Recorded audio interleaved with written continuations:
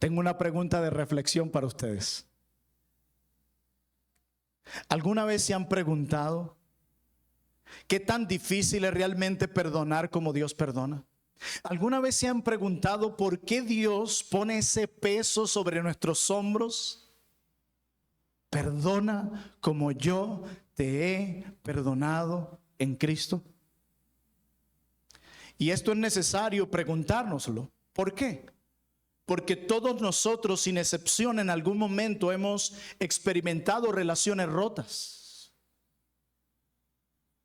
Todos nosotros, estoy seguro que en algún momento de nuestras vidas o actualmente hemos experimentado el dolor que dejan las heridas sin sanar.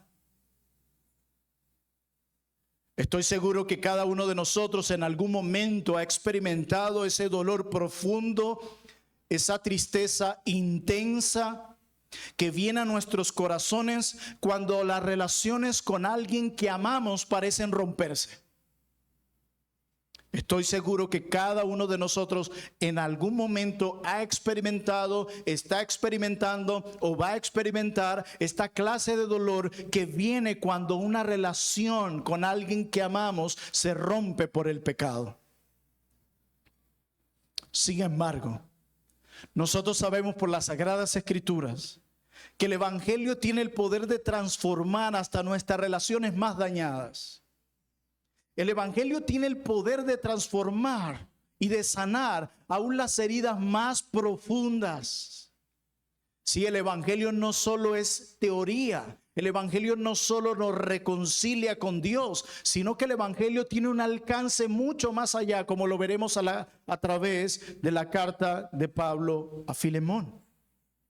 A través de esta carta descubriremos cómo el perdón cristiano va mucho más allá de simplemente olvidar una ofensa, como se tiende a pensar con respecto al perdón. No, va más allá. Veremos a través de esta corta pero profunda y hermosa carta cómo Dios nos capacita a cada uno de sus hijos para convertir momentos de dolor en testimonios vivos de su gracia.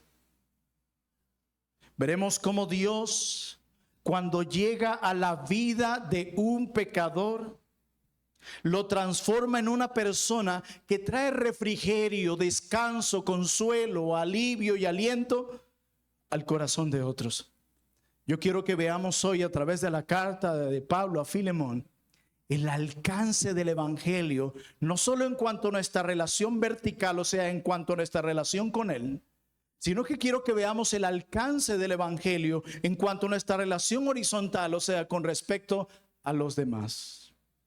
Y lo que espero argumentar en la mañana de hoy viene al mismo estilo del título del sermón, en forma de pregunta. Y esa pregunta de mi argumento es la siguiente: ¿estás dispuesto a perdonar a otros con la misma generosidad con que Cristo te ha perdonado a ti? Repito, ¿estás dispuesto a perdonar a otros con la misma generosidad con que Cristo te ha perdonado a ti? Yo les pido que escuchen y al final del sermón que ustedes puedan dar una respuesta a esa pregunta, pero que lo hagan no por formalismo u obligación, sino con convicción. Y quiero pasearme por toda esta linda carta con 3 puntos principales. Y cada uno de ellos está relacionado con el Evangelio y su alcance en las relaciones interpersonales. Mi primer punto lleva por título: el Evangelio nos convierte en fuentes de refrigerio. En segundo lugar, veremos que el Evangelio transforma ofensas en oportunidades de gracia. Y en tercer y último lugar, quiero que veamos cómo el Evangelio nos capacita para un perdón extraordinario. Y aunque hay varios textos bíblicos que señalan cada punto, yo voy a ir de atrás hacia adelante para probar cada uno de ellos. Así que veamos el primer punto y comencemos a ver el alcance poderoso y único del Evangelio en las relaciones interpersonales. El Evangelio nos convierte en fuentes de refrigerio. Esta carta que acabamos de leer fue escrita del apóstol Pablo a su colaborador, como él le llama, Filemón. Y de acuerdo a esta carta y lo que acabamos de leer, Filemón era conocido por la iglesia, por otros, por su amor y por su fe hacia el Señor Jesucristo. Dos elementos que deberían estar presentes en la vida de todo hombre y mujer que ha nacido de nuevo: fe y amor. Fe en Cristo y amor por Cristo.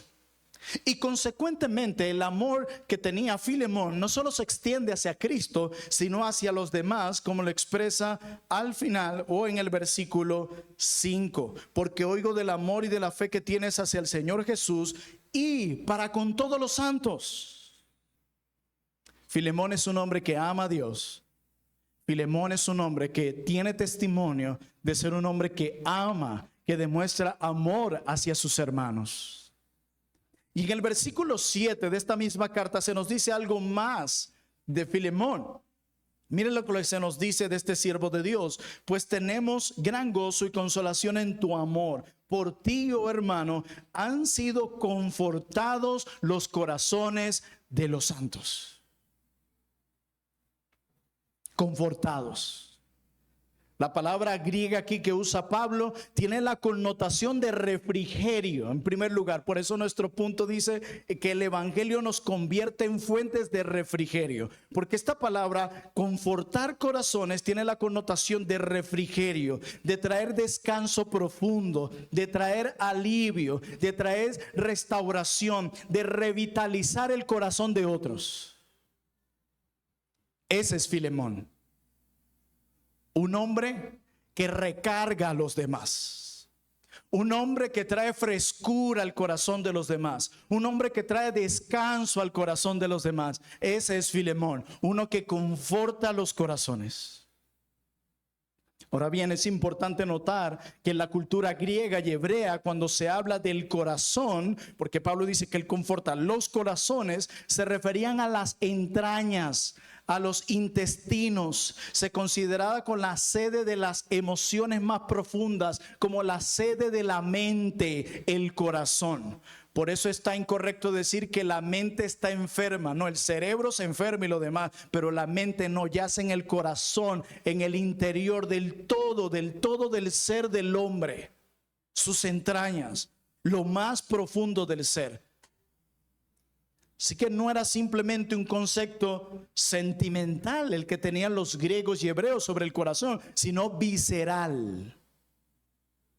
Cuando Pablo habla de confortar los corazones, está hablando de un impacto profundo, decía alguien, un impacto casi que físico, que alivia el dolor interno más intenso que podían tener los demás. Pues Filemón tenía la capacidad de tocar esa parte vulnerable y dolorida en otros y traer alivio. Era un hombre en el que cuando un creyente en la iglesia se sentía con un dolor profundo, se sentía desanimado y casi que por el piso, él sabía que podía correr a Filemón y regresar recargado. Esta característica de refrigerar o refrescar es un fruto natural del evangelio genuinamente comprendido por un pecador. Porque estas virtudes que Pablo destaca en Filemón no pueden ser producidas por nosotros mismos. La ley tampoco puede producirla, solamente la gracia. Y obviamente esto no es una obligación legalista, sino el desbordamiento de un corazón transformado por la gracia. La gracia, el amor, es algo que no suena intangible, pero que cuando ésta se recibe de otros, la puedes ver o sentir de una forma tangible, visible. Pues las personas sedientas de amor en la iglesia, las personas sedientas de comprensión y aceptación, encontraban en Filemón a alguien que reflejaba el carácter acogedor de Cristo. Filemón lo que estaba haciendo era expresando y modelando el carácter mismo de Jesús. Porque de hecho Pablo usa Esa idea de refrigerio y descanso es la misma que Jesús usa en los evangelios cuando dice que todos los que estén cargados y trabajados vengan a Él y Él les dará descanso. Pues eso es lo que está haciendo Filemón, reflejando el carácter de su Redentor. Hermanos, Filemón es lo opuesto a un vampiro emocional. ¿Ustedes no han visto esas personas que son como un vampiro emocional que tan solo verla hoy te descargan? Te quitan el ánimo, las energías, la alegría. Y nosotros nos reímos, pero yo no sé, probablemente yo o tú seamos uno de esos vampiros emocionales, no lo sé. Él es lo opuesto a eso. Él es una de esas personas que alguien llamaba una persona vitamina, que con solo estar ahí te recargan. Que tú no quieres alejarte de él o de ella. Te animan. En los momentos de mayor tristeza te levantan el ánimo. Te renuevan. Que tú dices, qué bien la pasé contigo hoy. Es una persona vitamina. Eso era Filemón. Provocaba estar con él. Confortaba los corazones. Era como una limonada frappé al sol del mediodía en Guarena, Guatire. Refrescante, que alivia, que trae calma en el interior. Ese era Filemón. Y Pablo ora para que Filemón crezca aún más en esta práctica. Y esto solo sucedería a medida que Filemón, de acuerdo al versículo 6, fuera creciendo, de acuerdo a Pablo, en el conocimiento de todo el bien que está en vosotros por Cristo Jesús. A mí me encanta ese verso. Crecer en el conocimiento de todo el bien que un pecador redimido tiene por el solo hecho de estar en Cristo Jesús. Y esta petición es significativa porque da una clave preciosa de cómo convertirnos en esa persona que recarga, que revitaliza, que es un refrigerio para los demás. Pablo nos recuerda aquí que nuestras relaciones horizontales son transformadas en proporción directa a nuestro entendimiento de nuestra relación vertical con Dios. Cuando algo está mal en nuestras relaciones interpersonales, nosotros podemos rastrear el origen de este mal en la falla en la relación vertical con Dios. Juan lo dice en su primera carta: el que no ama a su hermano, el que no da demostraciones claras de amor hacia su hermano, podemos concluir una sola cosa, dice Juan: que él no ama a Dios, que no tiene a Dios, que no le pertenece a Dios. Cuando hay conflictos entre hermanos, esposos, o esta persona se convierte en una persona conflictiva que de todo quiere hacer un problema, que su muro en Facebook parece un ring de boxeo y con todo el que puede pelea porque necesita probar urgentemente que tiene la razón, esa persona solo está indicando que su relación con Dios está quebrada. Pastor, pero si ella o él leen full la Biblia. Si yo, pastor, leo hasta 4 capítulos en la mañana, luego me canto 4 himnos y luego medito en las confesiones de San Agustín, ¿cómo puede ser que esto pase en mi corazón? O que usted diga que estos conflictos en los que yo me veo envuelta o envuelto tienen que ver porque mi relación con Dios está fracturada. Sí, probablemente tu problema no es intelectual. Sí, tú entiendes verdades, las puedes explicar de forma hermosa. Tu problema es más bien moral. Esas verdades no han aterrizado aquí. Porque es en estos momentos, dice Juan en su primera carta, y de acuerdo a lo que Pablo hace con Filemón, es donde realmente se demuestra qué tan real es nuestra teología. Yo escuchaba esta semana con uno de los profesores nuestros de consejería, que él estudió en el seminario de John Piper y fue pastor con John Piper, y él nos enseñaba el día jueves. Él nos decía: allí en la iglesia de Piper todo el mundo tiene que saber griego y hebreo, y siempre nada de tener traducciones sobre la mesa, solo griego y hebreo. Y yo aprendía de griego y hebreo y supe espectacular el griego y el hebreo. Pero él dice: yo un día me acerqué al pastor Piper y le digo: tengo un problema. Yo no sé qué hacer con todo ese griego y hebreo. Yo no sé cómo aterrizar esas verdades en las situaciones mías de lo cotidiano. Cuando tengo una consejería con alguien, cuando tengo un conflicto a mi alrededor, ¿cómo aterrizo eso? Y dice, bueno, tú necesitas ahora prepararte en consejería. Pero definitivamente ese es el mal de muchos hoy. Que las verdades están aquí, las definen muy bien y parecen súper mega ortodoxos. Pero en su caminar no son más que sepulcros blanqueados. Porque la teología tiene que aterrizar en el corazón y cuando ella aterriza se hace notable a los demás. Que otros pueden decir como Pablo con Filemón, tú has dado evidencia que tú eres de bendición para otros. Tú has dado evidencia que tú reconfortas los corazones, que tú animas, que tú revitalizas, tu teología es real. ¿Por qué? Porque se ve en la vida real. Y Pablo le dice, yo quiero que tú crezcas en esto. Pero para eso quiero que crezcas primero en el conocimiento de los privilegios y de las bendiciones que tienes en Cristo. Spurgeon decía, no somos mejores amadores de nuestro prójimo porque intentamos amar más, sino porque contemplamos más el amor con que hemos sido amados. Esa es la clave.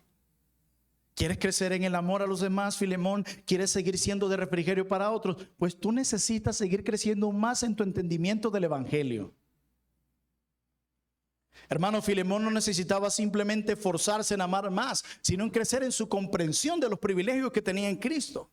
La clave para seguir siendo refrigerio para otros surge de un mayor entendimiento de lo que tenemos en Cristo. Y la pregunta es, ¿qué tenemos en Cristo? Perdón en primer lugar. ¿Qué tenemos en Cristo? Adopción, y se predicó hace poco en este púlpito. ¿Qué tenemos en Cristo? Amor incondicional, comunión eterna, una herencia incorruptible y una esperanza gloriosa.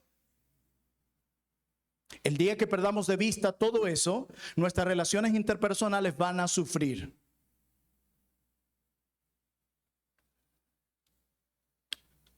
En nuestra relación con Dios, nosotros recibimos y nos nutrimos de aquello que vamos a dar a los demás. Yo no puedo dar de lo que no tengo. Imaginen a alguien intentando exprimir más jugo de una naranja seca. ¿Qué creen que va a salir? Probablemente par de goticas, y ese par de goticas van a ser amargas. Así el creyente que intenta amar más e intenta amar más sin estar siendo continuamente renovado por la gracia de Dios. No hay nada que pueda salir de ahí, porque la fuente donde nos nutrimos de lo que expresamos y damos a los demás viene de Dios, porque Él es amor. Pero si yo no estoy siendo renovado por su gracia, si yo no estoy siendo renovado por medio de mi comunión con Dios, por medio de Cristo y en la guía del Espíritu Santo, yo no tengo que dar a los demás. A veces queremos cambiar y crecer en esta área haciéndonos nuevas normas y nuevas reglas y un montón de exhortaciones. No, tú necesitas volver a la cruz, tú necesitas volver a Dios, a tu comunión personal con Él, donde está la fuente de todo amor y de gracia para que puedas dar a los demás lo que solo se encuentra en Dios. No hay otra forma. Filemón era alguien que refrescaba el corazón de los demás, revitalizaba a los demás, confortaba el corazón de los demás, recargaba a los demás. Y para seguir creciendo más en esta clase de comportamiento, él necesitaba crecer más en su conocimiento y entendimiento del evangelio. Ahora te pregunto, ¿eres conocido, conocida como alguien que trae refrigerio a otros? ¿O más bien la gente queda agotada después de tratar contigo?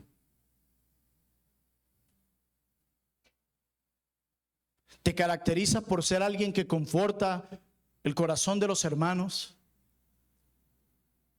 ¿O te caracterizas por ser alguien que más bien deja inquieto el corazón de los hermanos? ¿Eres tú uno de esos vampiros emocionales con los que la gente ya no quiere acercarse porque todo termina en una discusión, en una pelea? Porque si no, los demás no hacen lo que tú haces en el tiempo que tú lo haces, o no piensan como tú piensas. ¡Bum! Estalla una bomba alrededor.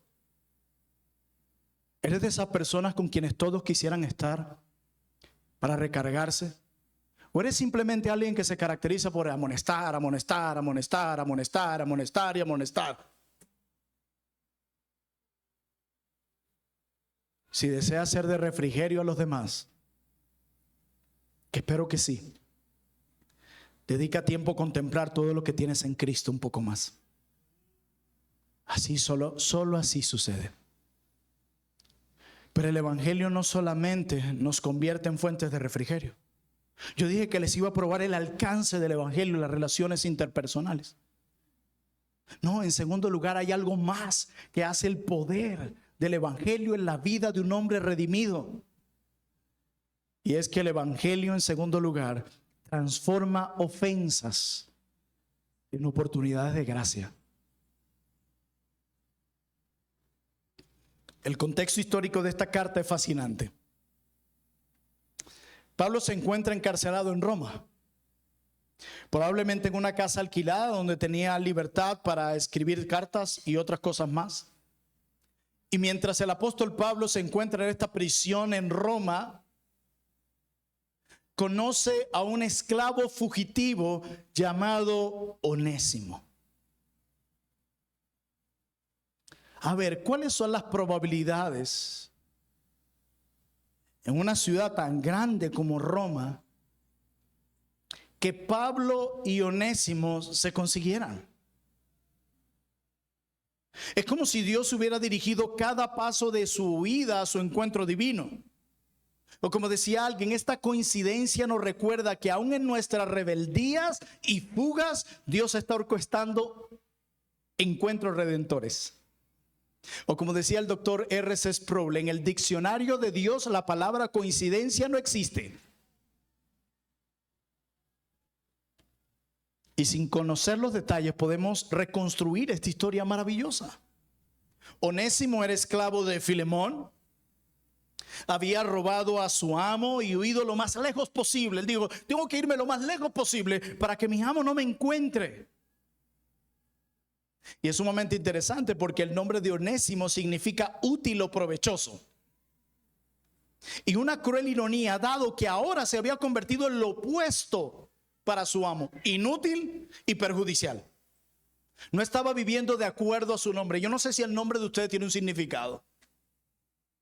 Si te llamas Cristina, de ahí viene la idea de cristiano, así que tú deberías vivir cada vez más de acuerdo a tu nombre. Creo que sabemos que no siempre es así. Yo espero que mi hija Paz se comporte de acuerdo a su nombre. Y Pablo escribe esta extraordinaria carta para pedir a Filemón que perdone a Onésimo y lo reciba, ya no como un esclavo, sino como un hermano amado, como lo dice el verso 16.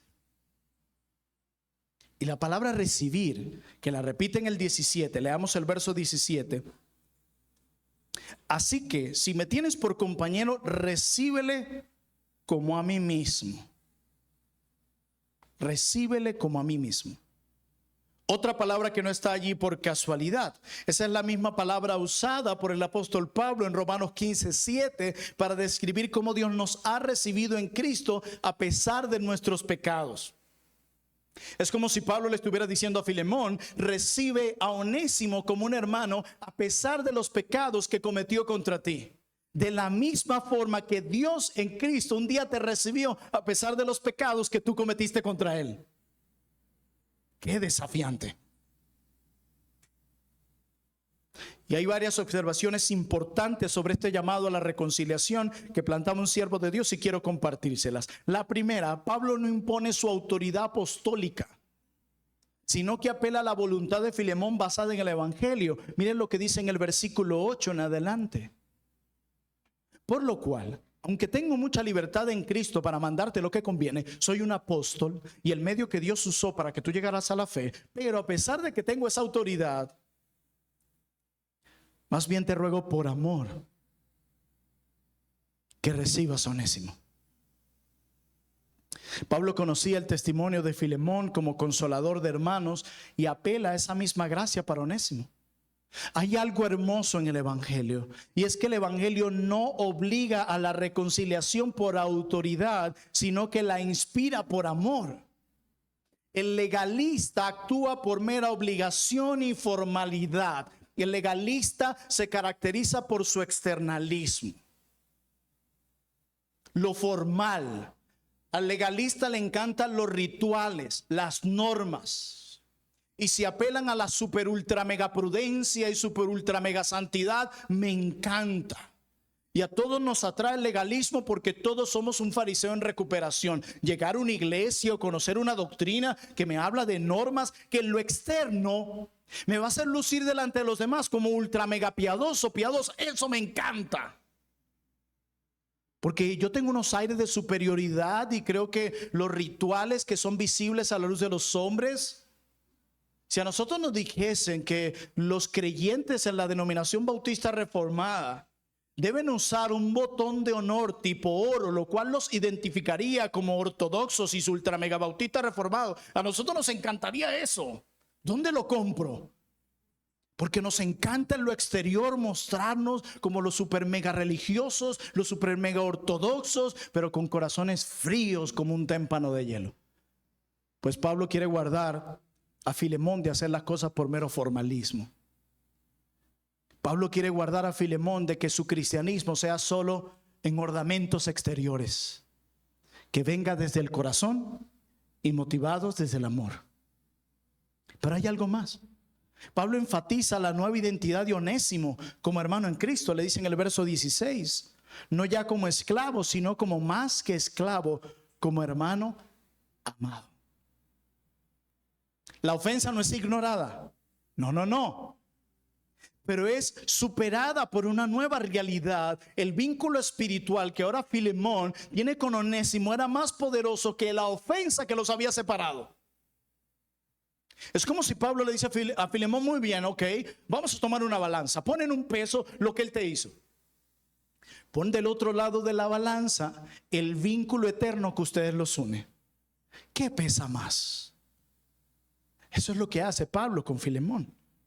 Le dice, él ahora tiene una nueva identidad y te une con él un vínculo más profundo. No son amigos, no son primos, son hermanos. Y en tercer lugar, hay algo más que quiero destacar de lo que pasa aquí en esta sección. Pablo reconoce aquí también la soberanía de Dios en las circunstancias dolorosas que Filemón vivió. Miren lo que dice el verso 15. Porque quizá para esto se apartó de ti por algún tiempo, para que le recibieses para siempre. Lo que parecía una simple fuga criminal, Dios lo está usando para su propósito redentor. Sí, hermanos, se ha dicho mucho aquí, pero lo voy a volver a decir. Dios no es autor del pecado, pero lo controla, lo dirige y lo restringe. ¿Tú habías pensado en que Dios también usa tu pecado y el mío para sus planes santos y redentores? Fue Dios quien permitió que Onésimo le robara a Filemón. Fue Dios quien permitió que por la causa del evangelio Pablo terminara en esa prisión. Fue Dios quien orquestó que Filemón se encontrara un día con Pablo, Pablo le predicara y se convirtiera. Y fue Dios quien permitió que Onésimo no terminara en otra cárcel, sino nada más y nada menos que donde estaba Pablo, el amigo en común de Onésimo, el que tenía un amigo en común que era Filemón. Y fue Dios quien por medio de su espíritu hizo nacer de nuevo a Onésimo para que se convirtiera. Fue Dios el que usó aún este pecado para llevar a la salvación a este esclavo fugitivo. Fue Dios. ¿De qué forma Dios ha usado tu pecado para su gloria? ¿De qué forma? Él dirige todo y nada escapa de sus manos. Y en último lugar, Pablo asume personalmente cualquier deuda aquí. Y lo hace en el versículo 18 en adelante. Y dice Pablo en el verso 19, 18, y si en algo te dañó o te debe, ¿sabes qué? Ponlo a mi cuenta. Ponlo a mi cuenta. Esto es un reflejo hermoso del evangelio. Sí, esta declaración es un reflejo hermoso del evangelio. Pablo está modelando el evangelio, expresando el evangelio y dándonos una cátedra práctica del evangelio. ¿Por qué? Porque un día Jesús asumió la deuda de pecadores como tú y como yo. Y le dijo a Dios el Padre: pon a mi cuenta el pecado de Plinio. Pon a mi cuenta el pecado de Rubén. Pon a mi cuenta el pecado de Antonio. Pon a mi cuenta el pecado de Benedicta. Ponlo a mi cuenta. Yo sufriré el castigo que él o ella merecen. Yo sufriré la tortura que el pecado de él merece, para reconciliarlos contigo y que sean recipientes de tu gracia y de tu amor. Ponlo a mi cuenta. Y Pablo dice: mi teología tiene que aterrizar a la práctica. ¿Saben qué? Ponlo a mi cuenta, Filemón. Esto nos lleva a una verdad poderosa. A través del evangelio, nuestras ofensas y conflictos, en lugar de ser simplemente momentos dolorosos a olvidar, se convierten en oportunidades para manifestar esa gracia sobrenatural. A los discípulos se dice que se les llamó cristianos por primera vez en Antioquía, de forma de burla, porque veían que en su comportamiento se parecían a aquel que había sido crucificado en el madero. Y Cristo dice, y se predicó hace unos domingos acá: en esto conocerán que son mis discípulos, sabrán su verdadera identidad cuando los vean amarse como yo los amé a ustedes. Así que cuando tú perdonas de esta forma y conviertes esa ofensa en una oportunidad para mostrar gracia, la gente puede ver a Cristo en ti por medio de esa acción evangélica. Así actúa el evangelio en nuestras relaciones rotas. No pretende que la ofensa nunca existió, sino que transforma la cicatriz en un testimonio de gracia sobrenatural. Porque el evangelio convierte las ofensas en una oportunidad de gracia. Cuando alguien te hiera, te ofende y peca contra ti, yo no estoy diciendo que anulemos el dolor. Va a generar dolor, lo decíamos en nuestra introducción.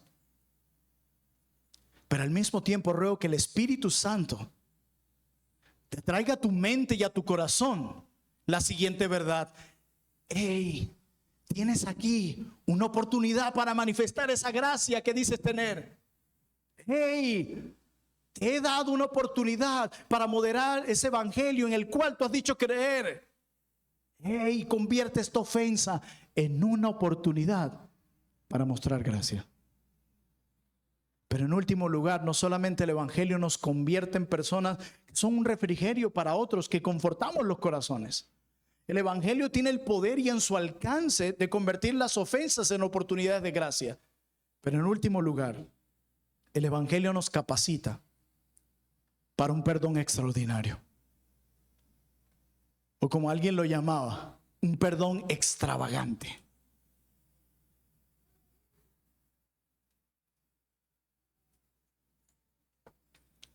La solicitud culminante de Pablo a Filemón es profundamente conmovedora.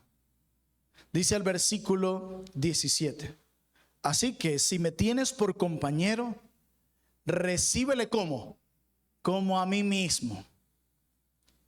Y luego mire lo que dice el verso 20: sí, hermano, si tenga yo algún provecho de ti en el Señor.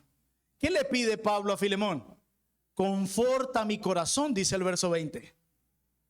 ¿Dónde han escuchado ustedes esa palabra o leído esa palabra antes en esta carta? ¿Recuerdan? El versículo 7, correcto. Filemón, tú eres conocido por confortar el corazón de todos los santos, de aquellos que te tratan bien y chévere. Ahora yo quiero pedirte que conforten mi corazón recibiendo como un hermano a aquel que no te trató tan chévere. Vamos a ver si de verdad tú eres un refrigerio. Bueno, yo quiero saber si tú puedes ser un refrigerio también para Onésimo, quien te ha causado una herida muy grande. Vamos a ver si esa idea de ser un refrigerio para los demás es selectivo, con unos sí, con otros no. ¿O está dispuesto a aceptar el desafío de ser un refrigerio y de revitalizar el corazón de Onésimo, que viene un poco decaído y arrepentido porque pecó contra ti? ¡Qué belleza! Pero hay algo más. Un siervo de Dios lo explicaba así. Pablo establece una conexión profunda entre Filemón, Onésimo y él mismo, a través de un concepto. ¿Saben cuál es ese concepto a través del cual Pablo hace una conexión entre Onésimo, él y Filemón? El concepto es corazón. Volvemos a la misma palabra. Entrañas, vísceras, lo más profundo del ser de él. Y Pablo le dice que envía a Onésimo. Y vamos a leer el verso 20. Si, hermano, tenga yo algún provecho de ti en el Señor, conforta mi corazón en el Señor. Y mira lo que dice el verso 12. El cual vuelvo a enviarte, hablando de Onésimo. Tú pues recíbele como a mí mismo. Otra versión dice, recíbele como a mi propio corazón. Entonces, recibe a Onésimo como mi propio corazón. Y te pido que lo recibas porque al hacerlo vas a confortar mi corazón. ¿Qué es todo este enredo? Tú eres conocido por confortar corazones. Pues Onésimo es mi corazón. Pues conforta también mi corazón, o sea, conforta a Onésimo. Al recibirlo y perdonarlo, estás confortando mi propio corazón. Hay una interconexión espiritual profunda aquí, no sé si la ven. Lo que Filemón haga con Onésimo, se lo está haciendo directamente al corazón ¿de quién? De Pablo. Sin Pablo siquiera estar presente allí. Pablo está diciendo en esencia, cuando tú extiendes perdón a Onésimo, escúchame bien, no solo lo sanas a él, me consuelas a mí y reflejas el carácter de Cristo simultáneamente. Hermanos, el perdón nunca es un acto aislado. Siempre tiene repercusiones que van más allá de las dos personas inmediatamente involucradas en el conflicto. Salpica a los demás, se beneficia a los demás, se expande hacia los demás. Tú no te imaginas el bien que puede traer a una iglesia y al reino de Dios cuando dos hermanos en Cristo se reconcilian y se perdonan. ¿Por qué? Porque Pablo lo dijo en Efesios que somos miembros los unos a los otros. Estamos unidos. Lo que te afecta a ti con este hermano, me afecta a mí también porque estamos unidos. Imagínense a un jugador de béisbol, a Soto, que está ahorita en los Mets de Nueva York haciendo su trabajo. Imaginen que en un momento viene un picheo a él y el brazo, el cuerpo, las piernas, no les da la gana de moverse cuando la pelota de Palding viene hacia los ojos del bateador. No, ese es un problema, es un problema de la cara. Que la cara resuelva. Yo no me voy a mover. ¿Ustedes creen que el resto del cuerpo no va a sentir ese pelotazo en el ojo? ¿Saben qué es lo primero que pasa? ¡Bum! Se caen. Lo mismo sucede con el cuerpo de Cristo a la iglesia. Si crees que tu pecado no va a terminar afectando a los demás o tus relaciones rotas con los hermanos no van a terminar afectando a tu iglesia, estás equivocado. Y mucho menos aquellos a quienes se nos dio la tarea de predicar el evangelio de la reconciliación. Nosotros deberíamos ser los primeros en reconciliarnos. Y lo mismo sucede en el hogar. ¿Tú crees que el conflicto constante entre dos cónyuges no va a afectar a los hijos? Claro que sí. Y lo contrario también es una realidad. La Biblia dice que la amargura que hace contamina. Por eso Pablo dice, si tú te reconcilias con Onésimo, yo seré bendecido también. Siempre tiene repercusiones que van más allá de las dos personas inmediatamente involucradas. ¿Cuántos corazones de hijos y esposas contaminados y llenos de rencor porque un miembro de esa familia o dos no han sanado en su corazón? ¿Crees que no les está afectando? Y Pablo está pidiendo que Filemón reciba a Onésimo con el mismo amor, con la misma calidez con que recibiría al propio Pablo. Imaginen Onésimo en ese momento yendo de regreso a la casa de Filemón, lleno de vergüenza, lleno de miedo, lleno de culpa. A veces nos centramos mucho en el pecado de los hombres, pero pocas veces vemos los frutos. Cuando estos se arrepienten y vuelven a casa, esas son cosas también dignas de admirar. Y él va de regreso. Y Pablo dice: ¿sabes qué? Recíbele como me recibirías a mí mismo. Yo pienso que alguien muy cercano a mí, que está lejano, me pidiera algo así. Imagínate que tuvo un conflicto con uno de ustedes. No voy a mencionar ningún nombre de ejemplo para que no se hagan ideas. Y uno de ustedes huyendo termina en la iglesia del pastor Sugel. Y yo amo y respeto mucho al pastor Sugel. Y él me llama y me dice: pasó esto. Recíbele como a mí mismo.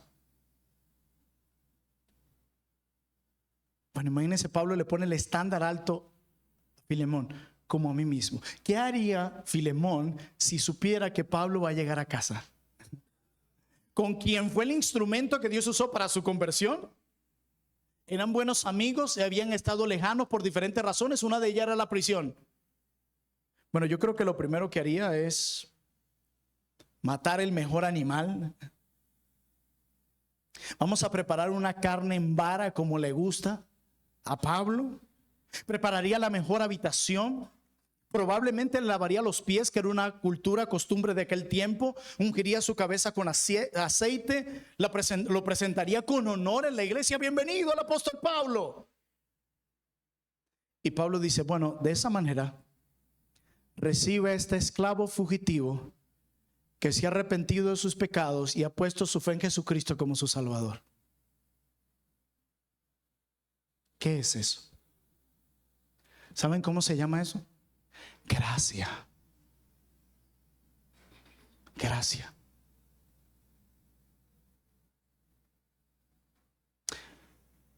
El perdón cristiano no es simplemente no vengarse, sino recibir al que nos ofendió con un banquete de celebración, como el Padre recibió al Hijo pródigo. Así nos ha perdonado Dios a nosotros.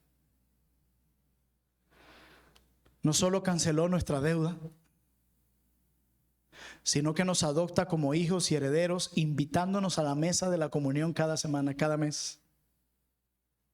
Es como si Pablo le dijera a Filemón: Filemón, ¿qué oportunidad tienes para mostrar el perdón divino ahora? Corre, conforta a Onésimo, libéralo de la culpa. Es tiempo de fiesta, no de reproches. El perdón bíblico es esencialmente cancelar una deuda, renunciar a mi derecho de castigar a quien me ha ofendido. El perdón bíblico, decía alguien, no es meramente pasivo, no es simplemente decir: no te voy a hacer daño en respuesta a lo que me hiciste. Va más allá. El perdón cristiano es activo, extravagante, como el del padre en la parábola del hijo pródigo, que corre a abrazarlo y lo abraza incluso antes de que el hijo pródigo terminara la confesión. Padre, porque pequé contra ti. Shh, celebremos, qué bueno que estás aquí. Suena lindo, ¿verdad?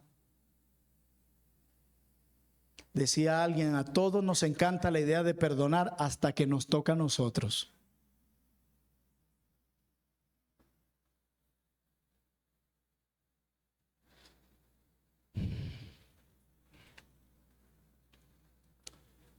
Dietrich Bonhoeffer decía: solo el hermano débil, de carácter débil, insistirá en sus propios derechos. El hermano fuerte renuncia a ellos y en hacerlo verdaderamente honra la comunión al permitir que su reclamo de independencia sea crucificado. Solo alguien de carácter débil anda exigiendo sus derechos con el propósito de aplastar a otros. ¿No sabes qué? Yo te voy a perdonar. Tú me ofendiste, pero tú debes buscarme. El perdón bíblico nos enseña que tanto el que ofende como el ofendido van a buscar la reconciliación. Tampoco decimos te perdono, pero primero debes sentir el mal que me hiciste. Primero debes sentir el dolor que yo sentí. Te quiero perdonar, pero es que yo sé que lo vas a volver a hacer. ¿Tú sabes cuántas veces Dios nos ha perdonado en Cristo y hemos vuelto a cometer el mismo pecado?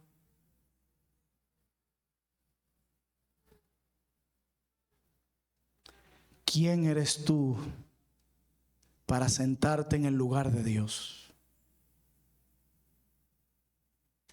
Perdón ni siquiera es olvidar, como muchos dicen, porque dice que perdonemos como Él nos perdonó, y Dios no olvida. Él echó nuestros pecados al fondo del mar y ha decidido no escarbar ni traerlos de nuevo a la, ¿cómo se dice? A la superficie. Lo mismo, yo he perdonado, esa deuda está saldada. Esto no va a volver a salir a flote. El perdón nos acerca. El perdón no solo trae beneficio a la persona que es perdonada, sino al corazón que perdona. Modelas de esa manera la gracia. Ejemplificas la misericordia y la compasión. Y te liberas de toda esa carga emocional, culpa y amargura que hay en el alma. Hermanos, el Evangelio no solo cambia nuestro estatus delante de Dios, ahora somos sus hijos, sino que el Evangelio también cambia la forma en la que amamos a los demás. Así que, ¿qué hemos visto hasta ahora? El Evangelio nos convierte en fuentes de refrigerio. Crece en tu entendimiento y comprensión del Evangelio para que seas un refrigerio, descanso para los demás y no una carga, no un vampiro emocional, para que puedas confortar los corazones de los demás. Pero también el Evangelio convierte las ofensas en oportunidades de gracia. Cada ofensa, cada herida, cada puñalada es una oportunidad para mostrar que ha sucedido algo sobrenatural en ti. Para cuando te pregunten, ¿dónde salió tanta gracia? ¿Dónde salió tanta misericordia? Tú puedes decir, de aquí, porque he sido recipiente también de la gracia, del perdón y del amor de Dios en Cristo. Pero también el Evangelio nos capacita para un perdón extraordinario. Alguien decía, no es que la ofensa haya sido demasiado grande, hablando del que se resiste a perdonar. No, el problema es que tu amor es muy pequeño. Ese es el problema. Ese es el problema. Algunas aplicaciones para terminar. En primer lugar, recuerda que tú has sido perdonado en Cristo. Aquellos que están aquí sin Cristo, esto no es un llamado a comenzar a pensar ¿cómo puedo perdonar a los demás y sanar el conflicto con mi esposo, mi vecina, con los demás? No, error. Primero tú necesitas ser perdonado por Dios. ¿Y sabe por qué necesitas ser perdonado por Dios? Porque tus pecados son un obstáculo en tu relación con tu Creador. Tienes una deuda que no ha sido saldada. Y un día tendrás que toparte cara a cara con el juez del universo, quien verá y te presentará aquel documento donde están enlistados todos tus pecados y tu naturaleza adámica, y te dará el justo castigo. Así como cuando nosotros vemos a alguien que viola la ley y comete un acto indebido y gritamos que se haga justicia, que sea condenado, que pague por lo que hizo. Si eso es con respecto a las leyes humanas, ¿cuánto más será con aquel que es dueño y señor de la justicia? También si has hecho mal y has violado su ley, que estoy seguro que sí, más veces de la que tú puedes recordar, tendrás que pagar. Y la paga del pecado es muerte. Pero ¿sabes cómo te puedes liberar de esa deuda grande y ser reconciliado con este juez a través del perdón que solo se recibe en Cristo. Dile: Dios, perdona mis pecados que he cometido contra ti. Sé que merezco el infierno y el castigo por lo que he hecho, por vivir a tus espaldas, porque te he tenido en mis labios, pero mi corazón está lejos de ti. Perdóname, oh Dios, y dame el arrepentimiento y la fe. Sálvame de ti mismo, reconcíliame contigo. Dame esa vida de la cual tanto se habla y se canta en este lugar, para que pueda estar capacitado para perdonar. Pero para los cristianos, ya ustedes han sido perdonados. Están capacitados y tienen el ejemplo para ofrecer ese perdón a otros. Que será difícil, que para algunos será un proceso más complicado que para otros. Sí, yo no estoy aquí para minimizar el peso que trae liberar de la culpa a quien nos ha herido. Pero sí estoy aquí para animarte y decirte que se puede, porque tú has sido perdonado y necesitas ser acompañado en este proceso de heridas para sanar, perdonar y modelar el carácter de Cristo en tu accionar. Recuerda algo: un día tu sustituto, el Hijo de Dios, dio un paso hacia adelante. Estuvo dispuesto a tomar el castigo que tú y yo merecíamos. Y dijo como Pablo: ponlo a mi cuenta. Un día el Hijo de Dios tomó forma de siervo y pagó la pena que nos correspondía en la cruz. Un día el Hijo de Dios se ofreció como una ofrenda para expiar cada uno de nuestros pecados. Un día el Hijo de Dios derramó su sangre para borrar nuestra culpa. Un día Él, por su justicia y su obra, limpió aquella pizarra donde estaban escritos cada uno de nuestros pecados. Los borró completamente, pasados, presentes y futuros, y nos vistió de su justicia. No simplemente borró nuestra culpa, y al darnos su justicia nos dio nuevas vestiduras para que Dios nos viera a través de Él y nos tratara como si hubiésemos vivido su vida. Permitió que tú y yo un día regresáramos a nuestro Creador sin miedo a ser condenados, sin miedo a ser castigados, dándonos una plena aceptación al momento en que nos cubrió con sus obras perfectas. Si tú has recibido tanto, ¿por qué te resistes a perdonar de corazón? Perdona, querido hermano, porque tú has sido perdonado.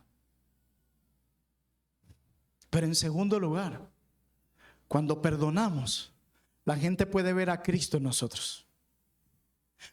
Hemos dicho mucho esa frase: lo malo que veas en mí, ese soy yo. Lo bueno que veas en mí, ese es Cristo, ¿verdad? Lo mismo sucede con el perdón. Cuando alguien es capaz de perdonar de corazón y extender misericordia y gracia al que lo ha ofendido y caminar hacia la reconciliación, cuando la gente ve a ese pecador redimido mostrando esa gracia sobrenatural y ese perdón extravagante a otro pecador, los demás pueden decir: ese hombre, esa mujer se parece a su Redentor. El momento en el que más nos parecemos a Cristo no es cuando comenzamos a reprender a los falsos maestros por convertir la casa de Dios en mercadería. En el momento en el que nos parecemos más a Cristo no es cuando predicamos a multitudes como lo hizo en el Sermón del Monte. En el momento en el que más tú y yo nos parecemos a Cristo es cuando perdonamos,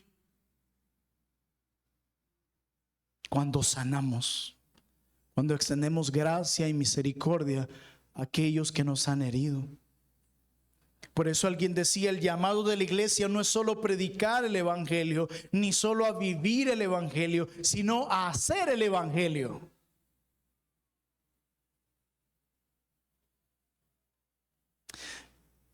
Yo ruego que esta iglesia sea famosa por lo que Dios es famoso. Sí, qué bueno que seamos conocidos por nuestra buena ortodoxia y doctrina, Porque ¿qué es una iglesia sin doctrina? No sirve para nada. Se convertirá tarde o temprano en una sinagoga de Satanás. Sí, las buenas obras son buenas, pero los impíos también hacen buenas obras.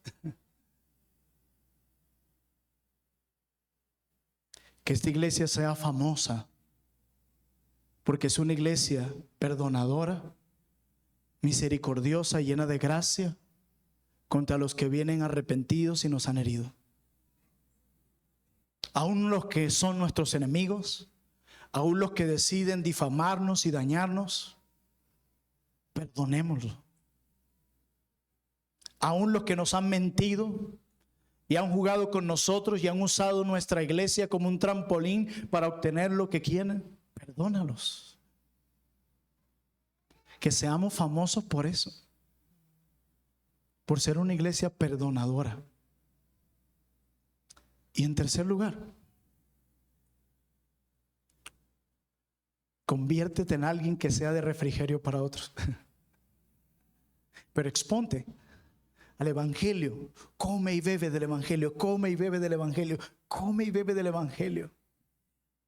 Comienza a estudiar, a leer sobre la persona y la obra de Jesús. Comienza a leer en esos pasajes que describen su sacrificio, su crucifixión a tu favor. Comienza a leer sobre su resurrección. Comienza a leer sobre su intercesión. Comienza a leer sobre su regreso,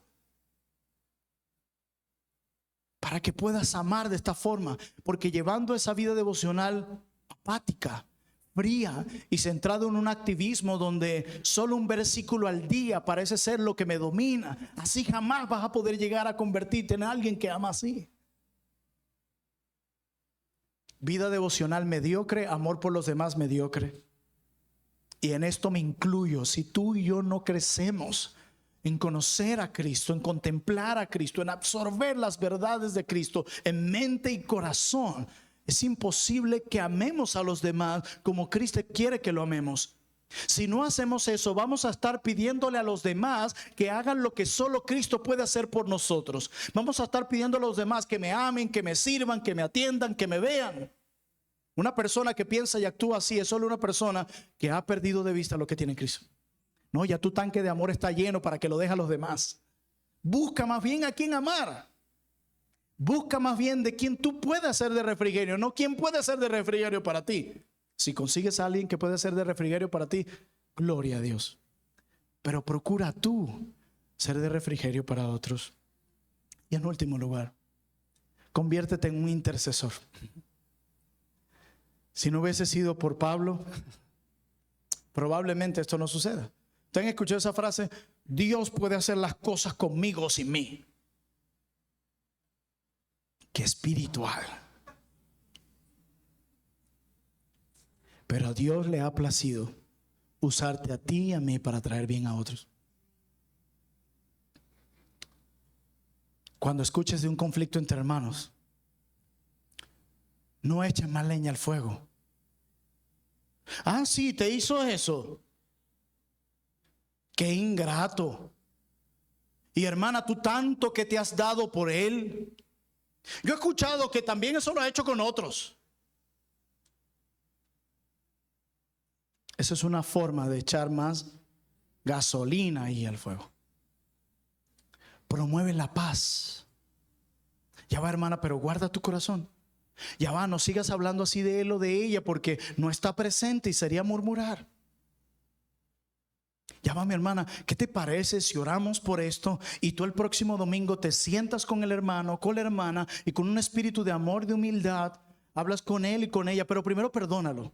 Antes de ir a amonestar a alguien por algo, primero cerciórate que lo perdonaste. Porque si no, esa amonestación va a ir con candela y vas a hacer más daño que bien. Promueve la paz, la reconciliación. Sé tú un Pablo entre los Filemón y los Onésimos que hay entre nosotros. No promuevas más problemas sobre eso. Y sé un tu testimonio de eso también. Que tú puedes decir, hermano, ¿tú recuerdas aquella carga que te conté sobre el conflicto con aquellos hermanos y cómo tú me ayudaste a reconciliarme? Sí, haz tú lo mismo. Y Pablo lo modeló, ¿saben por qué? Miren lo que sucede en el versículo 24. Vamos a leer desde el 23. Te saludan Epafras, mi compañero de prisiones por Cristo Jesús, Marcos, Aristarco, Demas y Lucas, mis colaboradores. ¿Por qué esos nombres están ahí? Ahí hay un nombre interesante. Marcos. Va muy bien. Marcos. Ustedes saben por el libro de Hechos 15, que Pablo y Marcos tuvieron un problema porque en un momento no les fue útil para el ministerio. Y luego en 2 Timoteo capítulo 4, que está un poquito antes de Filemón, Pablo le dice a Timoteo, cuando todos lo han abandonado, tráete a Marco, que me es útil para el evangelio. ¿Se acuerdan qué significa Onésimo? Útil. Era inútil antes, ahora en Cristo ahora es útil. Marcos en un momento no fue tan útil para Pablo, pero ahora se convirtió en útil. Y lo menciona aquí. Yo no creo que esto sea por casualidad. Yo creo que es que Pablo está tratando de mostrarle a Filemón: lo que te estoy pidiendo que hagas con Onésimo, yo lo hice con Marcos. Recíbelo. Conviértete en un intercesor. ¿Se acuerdan la pregunta del inicio? ¿Estás dispuesto a perdonar con la misma generosidad que Dios te ha perdonado en Cristo? No respondas en voz alta. Espero que este sermón te permita hacerlo de corazón y que tú y yo nos volvamos una parábola viviente del evangelio, que cuando la gente vea que amamos, perdonamos y mostramos gracia de esta forma, puedan ver a Cristo en nosotros. Acompáñame a orar.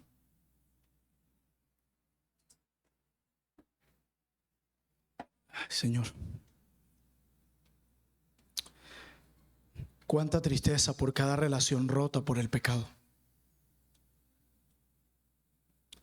Pero hay mayor tristeza cuando no hay perdón ni reconciliación. Padre,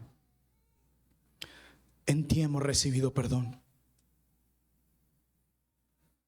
En ti se nos ha perdonado mucho, más de lo que nosotros nos tocaría en esta y en la otra vida perdonar. Nunca, nunca se compararía con el perdón que hemos recibido en Cristo. Señor, ayúdame a mí y a mis hermanos a perdonar de corazón. Es difícil, es desafiante a veces, pero ayúdanos hoy a ser libres de toda amargura y rencor. Ayúdanos, Señor, a perdonar como tú nos has perdonado, a ejemplificar tu carácter en este mundo hostil y lleno de heridas, daños y dolor. Y por favor permite que aquellos a quienes nosotros también hemos herido, Espíritu Santo, permite que ellos también nos perdonen a nosotros. Señor, ayúdanos a ser mediadores, intercesores, para promover la reconciliación y la paz entre nosotros. Que nos preguntemos: ¿esto que estoy haciendo, diciendo, promueve el conflicto o la paz? Y si promueve el conflicto, que podamos detenernos. Si es necesario frenar nuestras palabras, lo hagamos. Que podamos morir a nosotros mismos, poner un manto de amor. Señor, ayúdanos de ser de refrigerio para el corazón de otros, a no ser una carga. Guárdanos de ser una persona conflictiva, terca. Danos un corazón apacible que revitaliza a los demás. Señor, gracias por el perdón que nos has dado en Cristo. En su nombre oramos y por Él te alabamos. Amén.